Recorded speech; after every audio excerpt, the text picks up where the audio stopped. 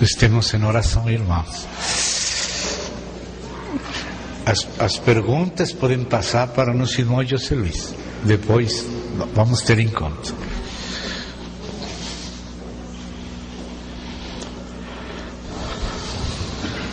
Querido Pai, agradecemos a sua fidelidade, a sua capacidade de nos ajudar em Cristo e pelo Espírito. Passamos para Ti toda a nossa necessidade, toda a nossa condição humana, o tempo que teremos, tudo isso deixamos nas Tuas mãos. Confiamos em Ti. Pedimos em nome de Jesus Cristo o socorro do Teu Santo Espírito, a competência que vem de Deus. Seja, Senhor, com cada um de nós, nesta segunda parte de hoje, em nome do Senhor Jesus Cristo. Amém. Amém.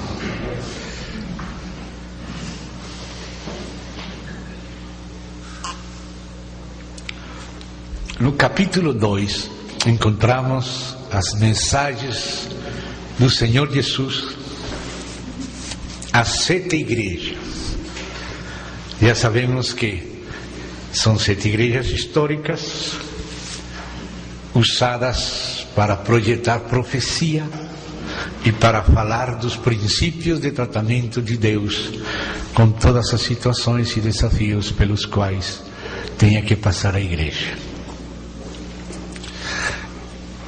Estas 7 igrejas estão divididas em 2 grupos, porque o Senhor faz algumas coisas interessantes quando fala para elas, e Ele mesmo faz separação.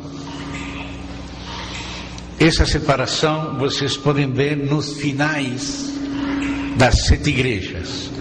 As 3 primeiras igrejas, o Senhor fala da seguinte maneira, escute o final, capítulo 2. Primeiro grupo, Éfeso, Esmirna e Pérgamo, coincidem no seguinte: 2:7, quem tem ouvidos, ouça o que o Espírito diz às igrejas. Primeiro fala às igrejas: ao vencedor dar-lhe-ei que se alimente da árvore da vida que se encontra no paraíso de Deus. Fala primeiro às igrejas e depois ao vencedor. Esmirna, verso 11, quem tem ouvidos, ouça o que o Espírito diz às igrejas. O vencedor, do mesmo jeito que para com Éfeso, fala nessa mesma ordem para com Esmirna. Pérgamo, capítulo 17, quem tem ouvidos, ouça o que o Espírito diz às igrejas. Ao vencedor, tal e tal coisa. A estas 3 primeiras igrejas, se dirige a elas primeiro como igrejas, e depois fala ao vencedor.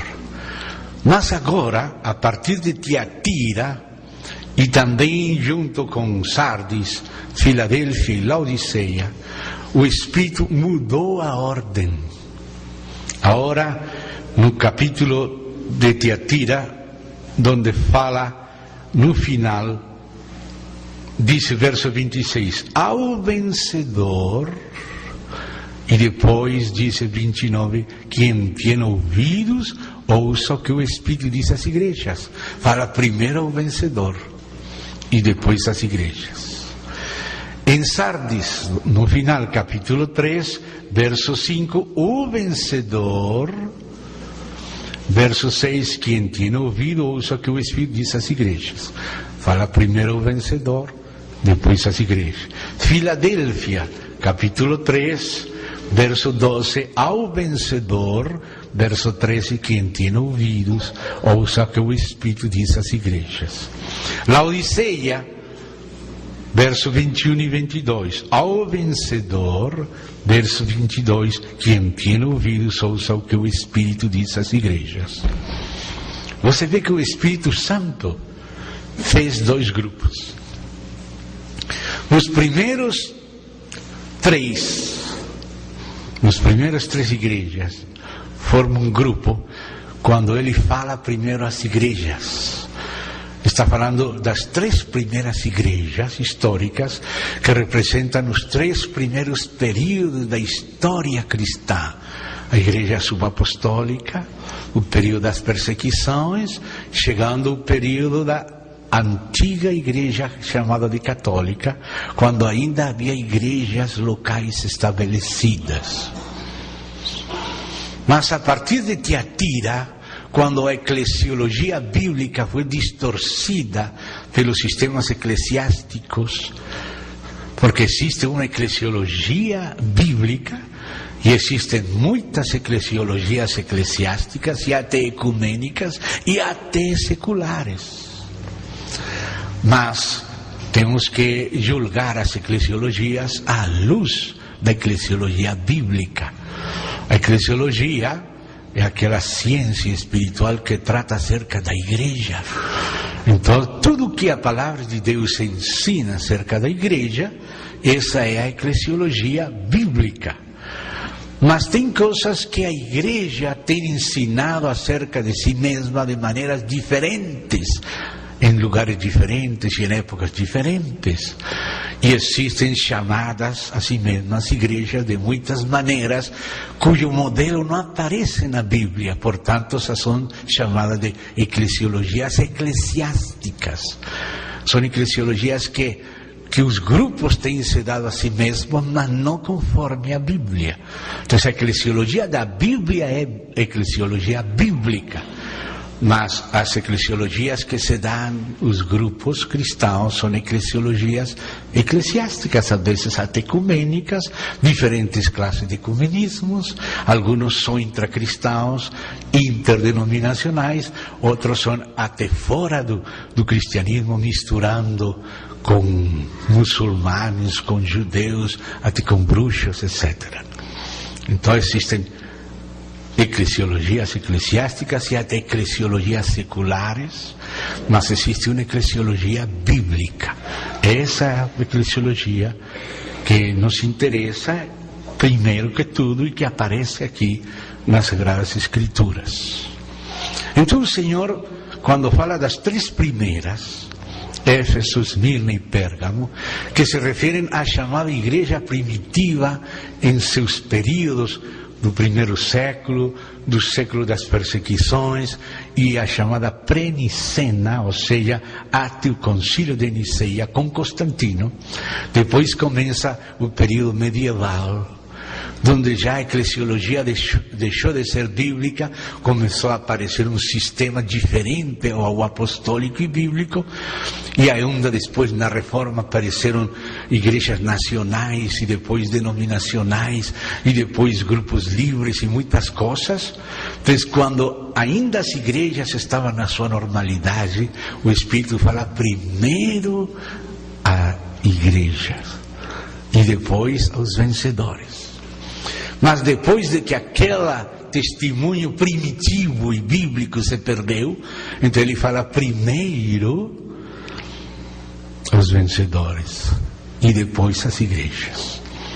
Então vemos que o Espírito Santo dividiu estas 7 igrejas em 2 grupos.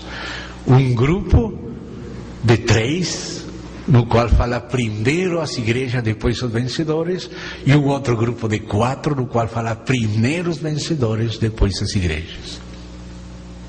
Outra coisa interessante, que é que no segundo grupo, quando ele fala primeiro os vencedores e depois as igrejas, ele faz menção da segunda vinda de Cristo. Por exemplo, ele fala da segunda vinda de Cristo a Tiatira. Se vocês querem abrir aí nos capítulos 2 e 3, então, aí desde o verso 2:18, que está falando para Tiatira, não? E então, depois que ele está falando de Tiatira, então ele disse no verso 25, estava buscando aqui em espanhol, vou ler em português, 2:25, dice: tan somente conservais o que tendes, até que eu venha. Aí está fazendo menção da sua vinda a Tiatira. Logo a Sardis, você vê a mesma coisa. Em Sardis o Senhor está falando, verso 3, capítulo 3, da seguinte maneira, 3:3. Lembra-te, pois, de como tens recebido e ouvido, guarda-o, arrepende-te, porquanto se não vigiares, virei como ladrão, e não conhecerás de modo algum em que hora virei contra ti. Aí está falando também da segunda vinda a Sardis. Depois a Filadélfia, capítulo 3, verso 11, diz da seguinte maneira: venho sem demora, conservo o que tens para que ninguém tome a tua coroa. Aí fala da sua vinda. E quando fala para Laodiceia, ele fala uma frase que pode se interpretar de várias maneiras, e todas essas três maneiras são válidas. Por uma parte diz: eis aqui que eu estou à porta e chamo. Isso pode representar que o Senhor está excluído das atividades da igreja e Ele quer se mover no meio da igreja, mas também que Ele está à porta também pode significar que sua segunda vinda está perto. Então, é interessante que o Senhor faz menção de sua segunda vinda ao grupo das 4 igrejas posteriores, a partir de Tiatira, Sardis, Filadélfia e Laodiceia. Essas 4 igrejas representam 4 formas diferentes do cristianismo, que estarão convivendo mutuamente na vinda do Senhor, porque o Senhor falou da sua vinda às 4 igrejas. Ele vai surpreender cristãos na situação de Tiatira, vai surpreender cristãos na situação de Sardis, vai surpreender cristãos na situação de Filadélfia e vai surpreender cristãos na situação de Laodiceia. Mas entre Tiatira, Sardis, Filadélfia e Laodiceia, a única que o Senhor não repreende e que Ele aprova é Filadélfia.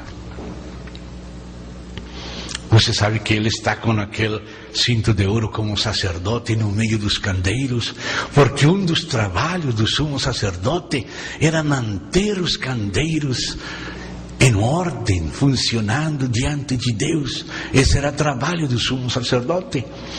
Quando o sumo sacerdote via que alguma lâmpada tinha aquele pavio que estava seco, que não tinha unção, então começava a criar fumaça, um cheiro estranho.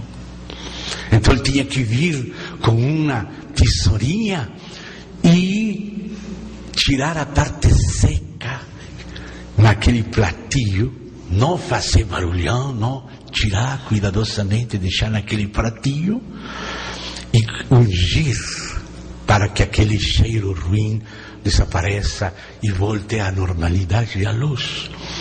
Então, o Senhor faz esse duplo trabalho. Aquilo que Ele aprova, Ele diz que Ele aprova. E aquilo que está ruim na igreja, Ele usa a tesourinha. Tenho contra ti isto. Então, tem coisas que o Senhor não concorda que acontecem nas igrejas. E que prevalecem certos defeitos numas igrejas mais que em outras. Mas também aparecem algumas virtudes numas mais que em outras. Então o Senhor, como sumo sacerdote que está se movendo no meio das igrejas, Ele olha e percebe o espírito da igreja. E ele fala para o anjo da igreja. E então ele aprova certas coisas e corrige certas coisas. Então, em certos períodos, assim como no tempo histórico, os certos pecados que cometeu a igreja em Éfeso, o Senhor a todas as igrejas lhe pide se arrepender. Há arrependimentos pessoais e há arrependimentos eclesiais. O Senhor pide às igrejas, como igrejas, se arrepender dos pecados eclesiásticos. Há pecados pessoais e há pecados eclesiásticos. Quando o Senhor disse à igreja em Éfeso que se arrependa, ocorre o perigo de que o candeeiro desapareça da cidade. Era um pecado eclesiástico, não só de um, sino de um bom grupo. Então, o tratamento coletivo do Senhor aparece nestes 2 capítulos. Ele não gosta do nicolaísmo, ele não gosta do baalamismo, ele não gosta do jezabelismo. Tem coisas que ele disse: tenho contra ti isto, você está tolerando isto, se arrepende, ou senão vou fazer isto. E o Senhor corrige as igrejas de diferentes maneiras, porque Ele é o sumo sacerdote, Ele tem que manter esses candeiros funcionando.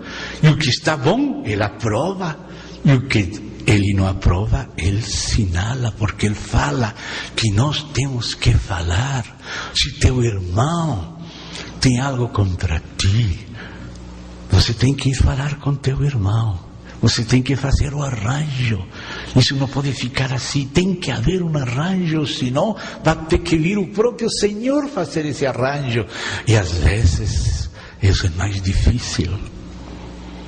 É melhor entre nós mesmos fazer o arranjo. Então o Senhor fala para as igrejas o que Ele aprova e o que Ele desaprova. Mas há uma igreja que Ele nunca falou nada contra ela, nunca falou: tenho contra ti isto nem aquilo, que foi a igreja em Filadélfia. A Esmirna, Ele não falou nada contra Esmirna, mas Ele não colocou na porta aberta para Esmirna. Somente a Filadélfia Ele colocou na porta aberta. Então isso quer dizer que a igreja em Filadélfia foi a igreja que Ele aprovou. É a casa de igreja que Ele acha com alegria. E não tem que dizer: tenho contra ti, como Ele nos ensinou a fazer. Se teu irmão peca contra ti, você vai em privado e fala com teu irmão. Não tem que falar com outro, fala com teu irmão. E assim o Senhor, Ele mesmo obedece suas próprias instruções. E quando a igreja está pecando contra Ele, Ele diz: tenho contra ti isto. E fala para a igreja. Então, irmão, nós que somos os membros do corpo de Cristo, os membros da sua igreja, temos que pôr muita atenção quais são as coisas que Ele aprova e quais são as coisas que Ele desaprova, e quais são as correções que Ele usa segundo certos pecados. Porque o Senhor, porque ama, corrige. Ele diz: eu repreendo e castigo a todo aquele que amo. O amor dele não quer dizer que Ele não nos corrige. Ao contrário, para que sejamos participantes do caráter dele, a sua natureza, Ele nos tem que corrigir individualmente e coletivamente, e às vezes até nacionalmente. Então, amados, com esses preâmbulos, vamos ler este capítulo, estes 2 capítulos. Vamos perceber, em primeiro lugar, que as credenciais que o Senhor apresenta a cada igreja não são iguais. Aunque o Senhor é um mesmo Senhor, Ele fala a cada igreja segundo a condição da igreja. Ele apresenta um ângulo dele que a igreja precisa segundo o que ele está vivendo. Aunque ele é o mesmo Senhor, ele é Pai, ele é pastor, ele é Salvador, ele tem muitos atributos, e esses atributos que aparecem no Cristo glorificado estão unidos na visão dele, mas são aplicados de maneira diferente, segundo a situação da igreja. Vamos ver essas diferenças. Por exemplo, olhe como começa a falar para a igreja em Éfeso.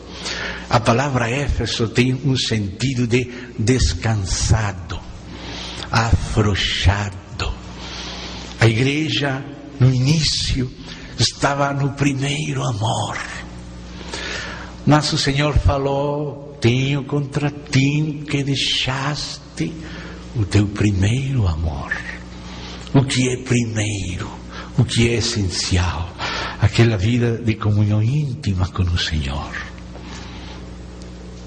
Então o Senhor fala à igreja que está em Éfeso, e como temos que ler profeticamente, temos que atender o significado da palavra Éfeso. Se vamos ler só historicamente, Éfeso é Éfeso, mas como também é uma profecia, então temos que ler também profeticamente, não só historicamente.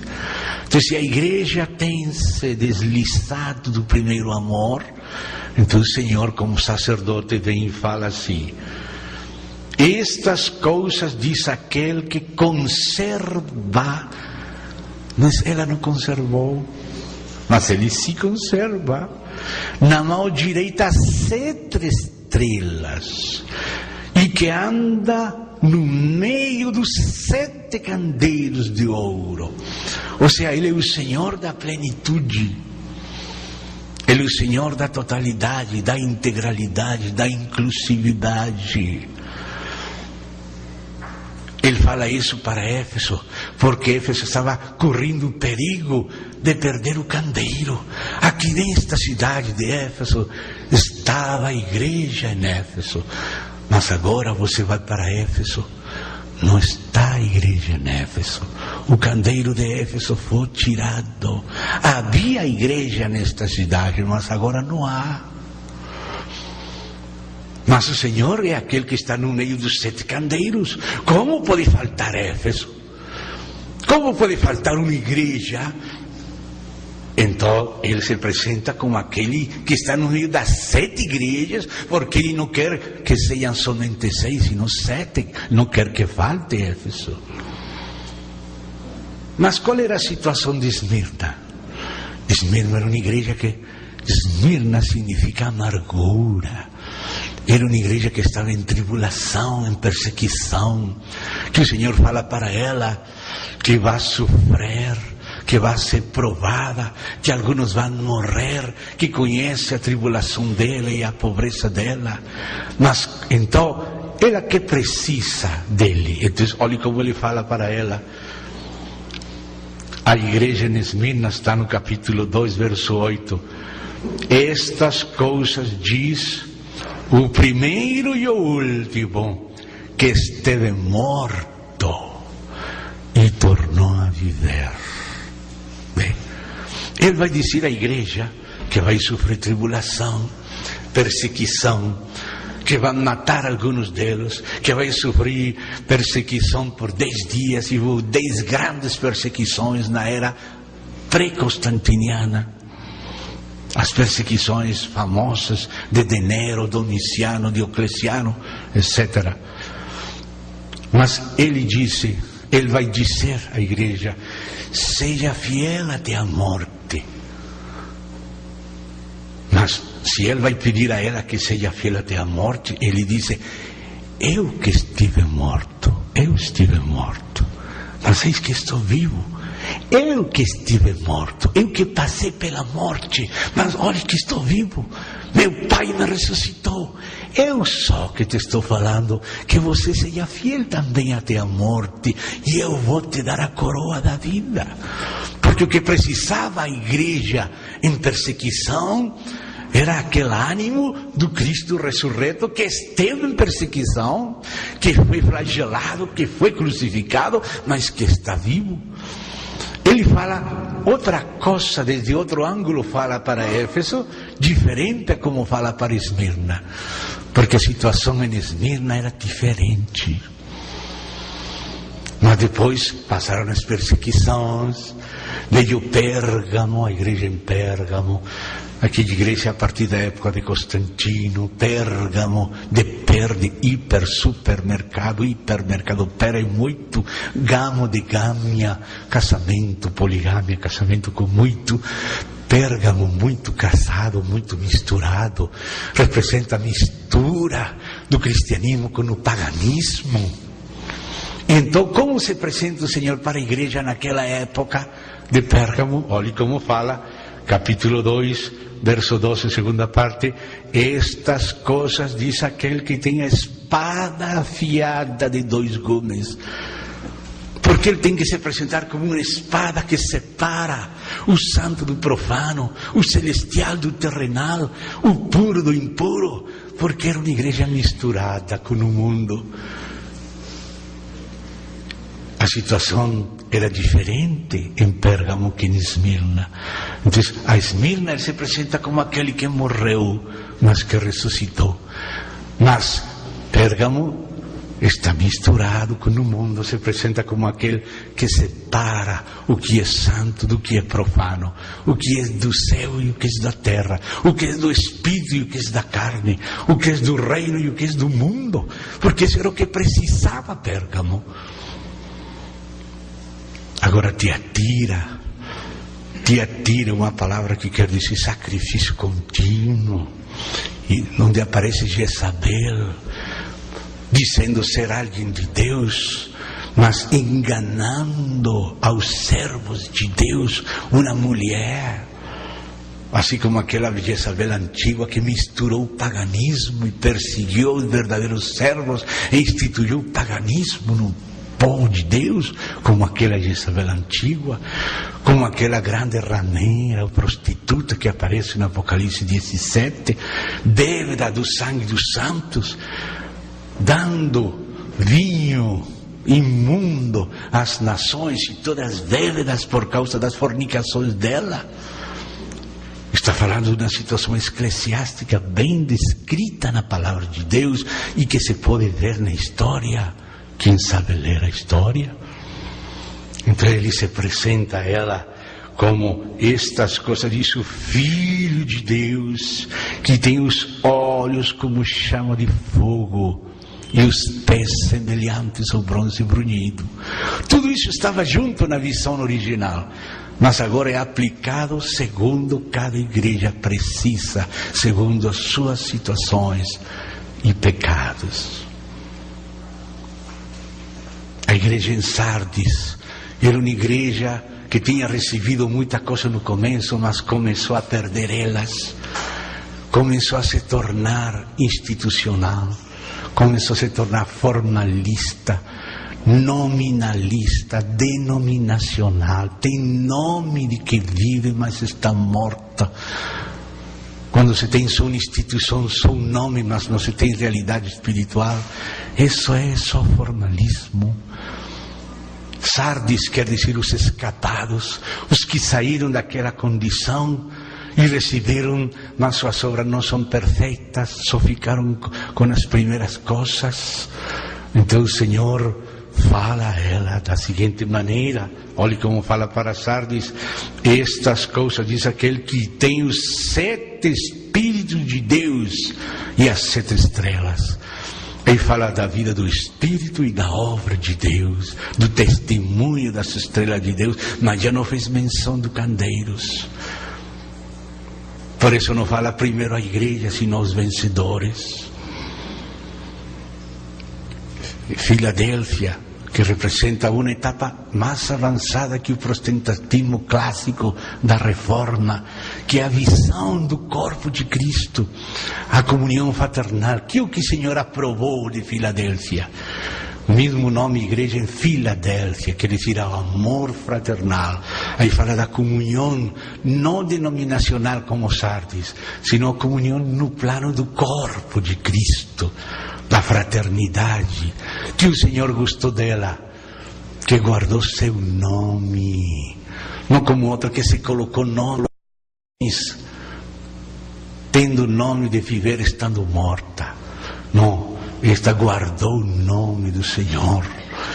E guardou a palavra do Senhor e a palavra da perseverança. Depois temos que nos deter nela. A esta o Senhor aprovou, a Ele se apresentou como o santo, como aquele que tem a chave de Davi e que abre as portas e ninguém fecha. Quando o Senhor vê que nós temos alguns problemas, Ele tem que fechar a porta, tem nos que deixar em quarentena para evitar que contaminemos outras pessoas. Precisamos agradar o coração dEle para que Ele possa abrir portas. Ainda que não tenhamos forças, disse: eu abrirei portas que ninguém vai fechar. Ele que abre e que fecha. E se apresenta como o santo. E aquele, depois daquele período da reforma, onde se falou da justificação pela fé, como aparece em Sardis, que fala das vestes brancas, que falam da justificação. Agora a ênfase em Filadélfia é a santificação. Porque não somente somos justificados pela fé, também pela fé temos que viver em Cristo, em espírito, em santidade. As igrejas somente do nível de justificação permitem muita degradação, porque somente está falando de perdão. Mas a graça de Deus não somente perdoa, a graça de Deus também liberta, também regenera, também santifica, também forma Cristo.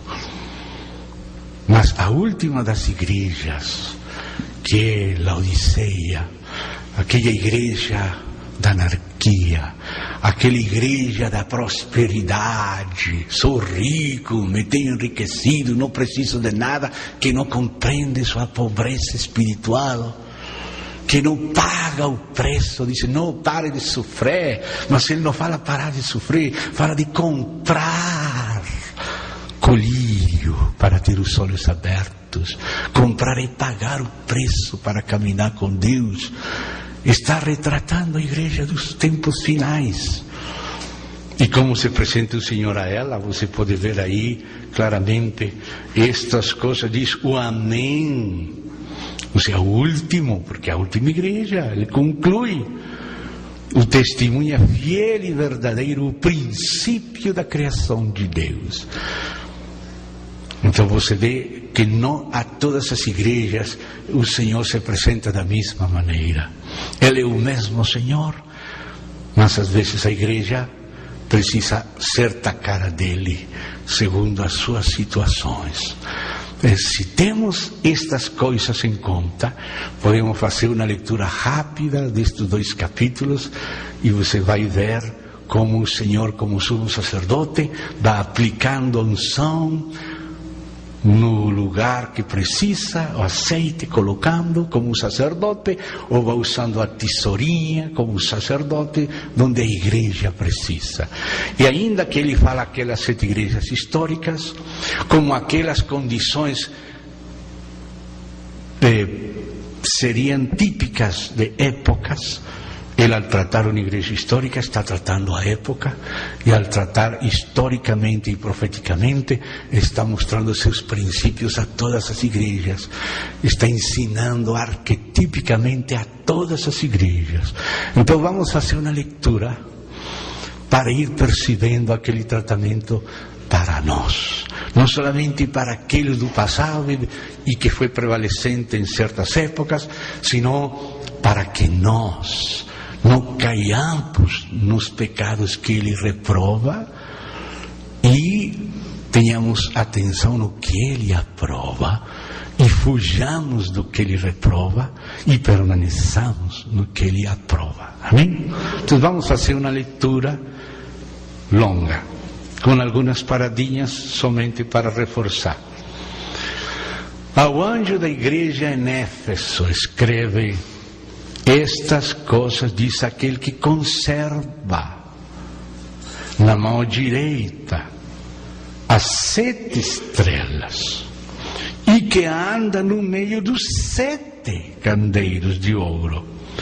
Conheço as tuas obras, assim o teu labor como a tua perseverança, e que não podes suportar homens maus, e que puseste à prova os que a si mesmos se declaram apóstolos e não são, e os achaste mentirosos. Quer dizer que a igreja tem que provar os que dizem ser apóstolos. Essa é a responsabilidade da igreja, isso é o que ele aprova de Éfeso. E tens perseverança e suportaste provas por causa do meu nome e não te deixaste esmorecer. Mas agora vem a tesourinha. Tenho, porém, contra ti que abandonaste o teu primeiro amor. Lembra-te, pois, de onde caíste. A igreja tem que ver qual era a sua posição original. Arrepende-te, está falando para a igreja, e volta à prática das primeiras obras. Ou seja, o primeiro amor inclui certas obras típicas do primeiro amor. E se não, venho a ti, mas esta vinda não é a segunda vinda, é uma correção. Venho a ti, moverei do seu lugar o teu candeeiro, caso não te arrepentas. Trabalhar para que o Senhor tenha candeeiro, porque Ele pede ao seu povo: me farás um candeeiro desta maneira que eu te vou dizer. Mas nós não queremos. Eu quis juntar teus filhos, mas você não quis, então tua casa ficará deserta. Temos que fazer o que o Senhor nos pede, para que não tenha que retirar o candeeiro. E onde que está a igreja? Aqui havia igreja, mas agora não há. Deus tenha misericórdia de nós. Tens contudo a teu favor. O Senhor é equilibrado, não somente fala coisa má, se não fala o que tem de bom e o que tem de ruim, porque Ele é sincero, mas também equilibrado. Nós somente vemos a ruindade, mas Ele vê o que está bom. Nós somente vemos o que está bom, mas Ele também vê o que precisamos corrigir. E porque nos ama, nos repreende e nos corrige por amor. Então disse: tens contudo a teu favor que odeias as obras dos nicolaítas, as quais eu também odeio. O Senhor aborrece o nicolaísmo. Historicamente, o nicolaísmo histórico, se você lê, por exemplo, o Sede de Cesareia, a história da igreja cristã, você vê que houve algumas pessoas, como hoje os chamados de filhos de Deus, de meninos de Deus, a família internacional, que praticam a promiscuidade até a comunhão de mulheres. Isso faziam os nicolaítas antigos, se sustentando numa má interpretação de umas palavras do diácono Nicolás, e por isso foram chamados de nicolaítas. Mas Nicolás era um homem reto, mas ele disse umas palavras que foram mal interpretadas por certas pessoas que vão para o extremo de liberdade e convertem em libertinagem a graça de Deus. Isso eram os nicolaítas históricos. Mas lembre-se que também esta é uma profecia, e portanto temos que também não só interpretar historicamente, sino profeticamente. E a palavra nicolaíta vem de duas raízes gregas: Nikao, de onde vem o nome Nicolás, que quer dizer conquistador, e Laos, de onde vem a palavra laico, o povo. Então, o nicolaísmo, o conquistador dos laicos. Ou seja, é aquele hiperclericalismo que retira os direitos sacerdotais do povo e coloca somente nas mãos de um governo clerical. Isso é nicolaísmo no sentido profético, no sentido das palavras. Quando você lê a igreja primitiva, uma igreja que todos participavam, que todos serviam, tinha anciãos, tinha ministérios, mas era para promocionar o ministério do corpo e dos irmãos.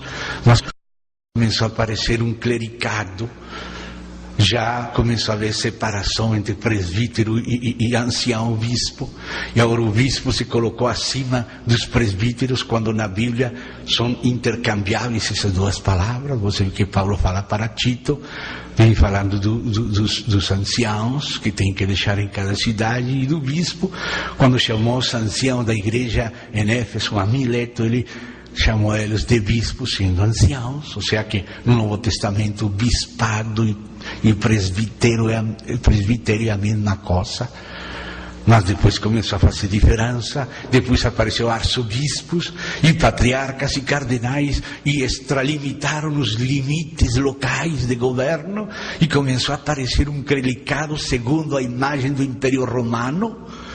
O primeiro Papa que apareceu com coroa do céu, da terra e debaixo da terra se chamou Nicolás I.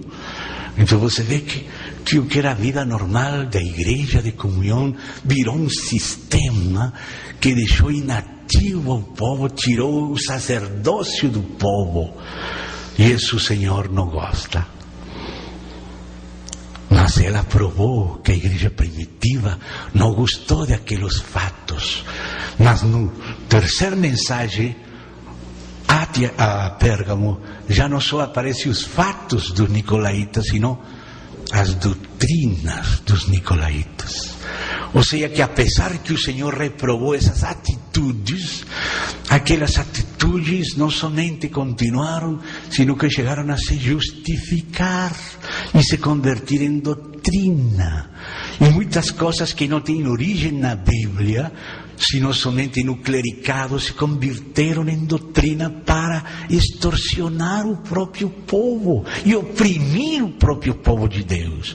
Quando havia que edificar a casa de Deus, o Senhor mandou que nas paredes não tinha que empotrar as vigas para não pesar demasiado sobre as paredes e rachar elas, sino que tinha que preparar umas colunas especiais.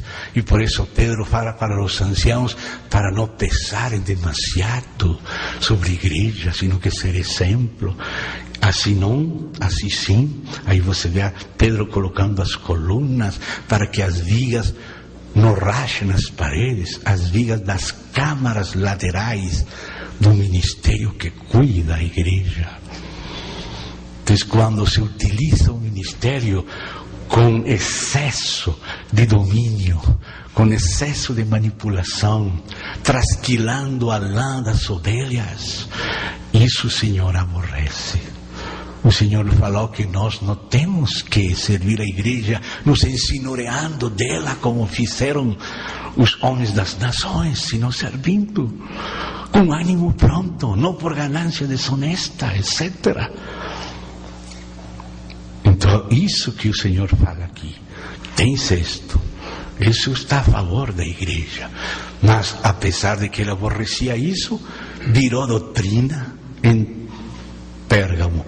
E depois virou instituição. E depois virou inquisição. Essa é a rota, o roteiro do nicolaísmo. Um clericado exagerado, justificado por uma doutrina que não vem do Senhor, que vira instituição e depois inquisição e opressão do próprio povo de Deus. E por isso, depois de Tiatira, tive que haver Sardes, que quer dizer os escapados, que protestaram contra aquela imposição.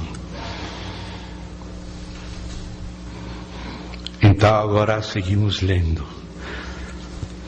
Quem tem ouvidos, ouça o que o Espírito diz às igrejas.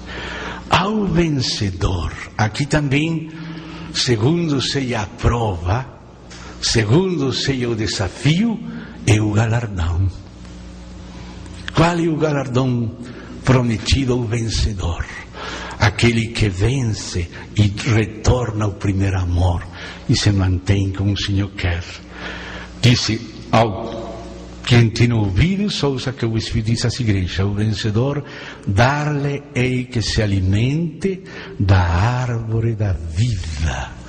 O porque isso tem a ver com o primeiro amor, viver na dependência e na comunhão com Cristo, não formalismo, não somente clericado, depender do Senhor, que se encontra no paraíso de Deus.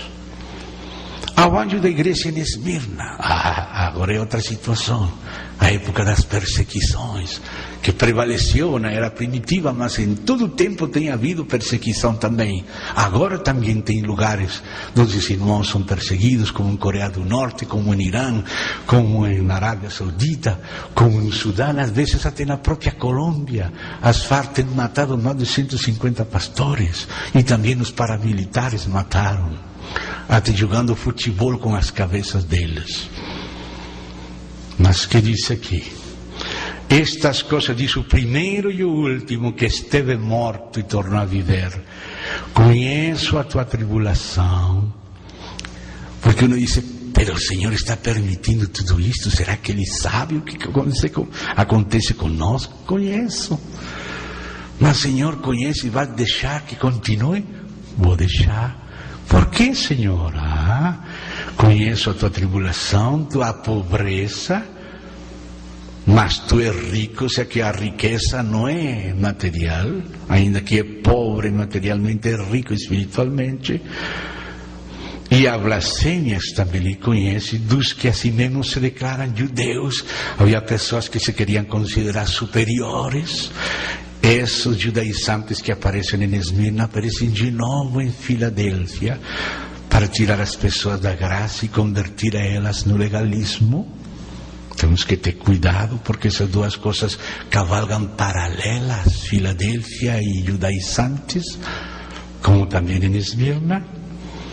Então disse aí, a blasfêmia dos que a si mesmos se declaram judeus e não são, sendo antes sinagoga de Satanás. E são palavras do primeiro e do último. Não temas as coisas que tens de sofrer. O Senhor não fala, pare de sofrer. Ele fala, coisas que tens de sofrer. Eis que o diabo está para lançar em prisão alguns dentre vós. O Senhor sabe isso?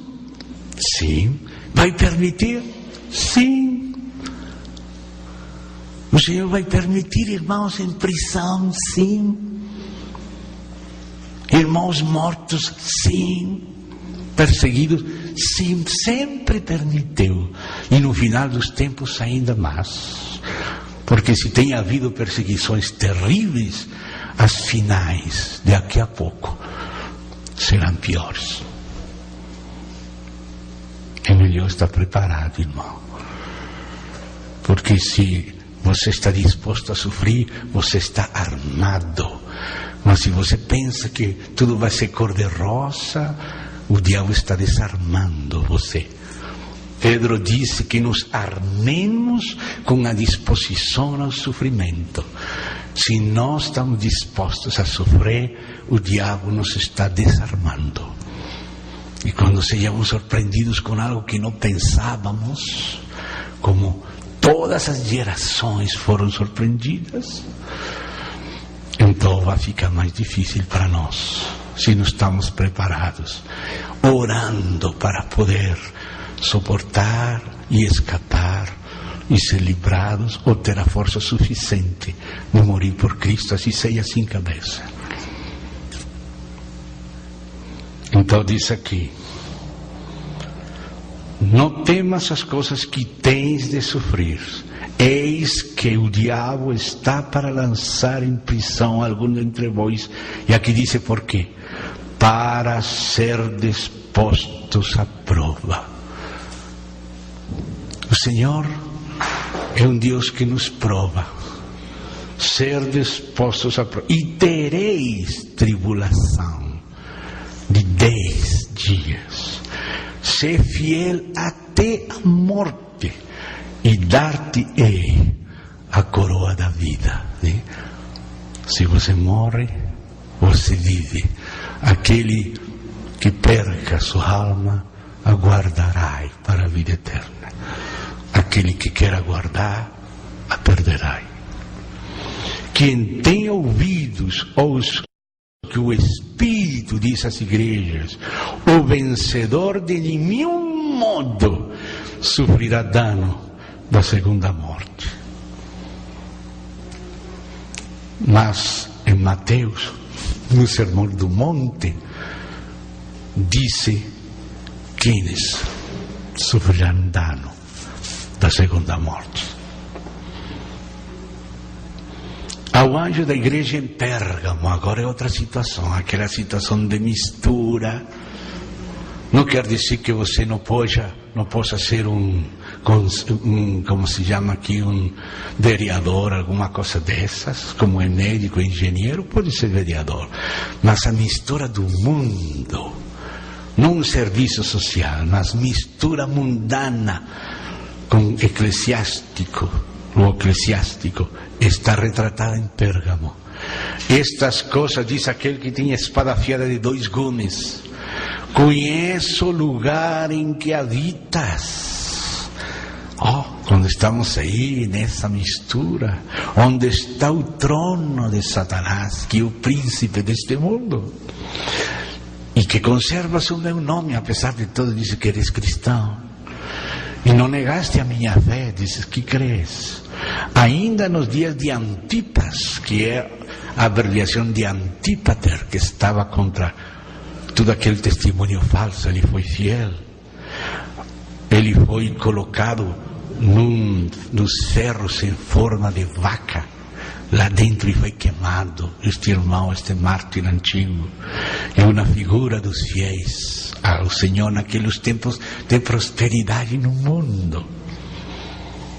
Mas não houve prosperidade mundana para Antipas, foi morto. E disse assim: minha testemunha, meu fiel, o qual foi morto entre vós, onde Satanás habita. Tenho todavia contra ti algumas coisas, pois tens aí, não todos, mas alguns daquela época constantiniana representada em Pérgamo, sustentam a doutrina de Balaam, o qual ensinava Balaque a armar cilada diante dos filhos de Israel para comerem coisas sacrificadas aos ídolos e praticarem a prostituição. Note que Balaam, como não podia amaldiçoar o povo, deu uma dica para Balaque e foi fazer festa, trazer mulheres moabitas, e o povo, através da fornicação, entrou na idolatria. E você vê como o paganismo entrou no cristianismo a partir de Constantino para cá, e aí entrou a idolatria e a fornicação espiritual, e por isso aquela mulher de Apocalipse 17 é chamada de grande prostituta, que fornica com os reis da terra. Começou aquele cesaropapismo, aquela mistura da religião com o Estado, e o Estado usando a religião para os fins estatais e das elites, e os clérigos vivendo com os monarcas e não segundo Cristo. Isso está representado aí naquele banquete de Baal Peor, que foi a dica de Balaam. Essa é a doutrina de Balaam. Irmão, nestes tempos temos que ter olhos abertos, porque o inimigo é muito astuto. Agora, até as multinacionais estão promocionando o ecumenismo, porque eles não têm interesse na salvação das pessoas, mas eles têm interesse em governar o mundo mais fácil. Eles não querem estados independentes, eles querem governar sem problemas de fronteiras, sem problemas de arancéis, sem problemas de impostos. E utilizam a religião. O capitalismo quer usar a igreja, o comunismo quer usar a igreja, o nazismo quer usar a igreja, o mundo sempre quer usar a igreja para os interesses mundanos, mas a igreja tem que representar só os interesses do Senhor Jesus. Então diz aí,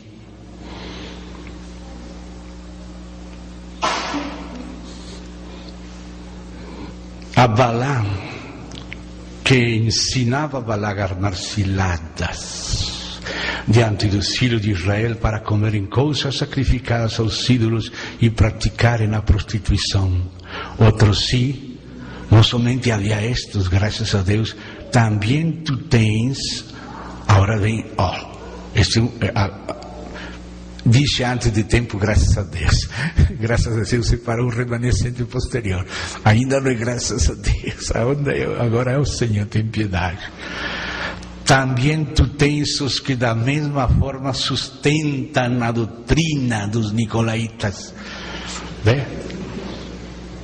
Já virou, de fatos, justificativas doutrinas do clericalismo e também da mistura, da fornicação espiritual, porque a fornicação promíscua sexual é figura da espiritual.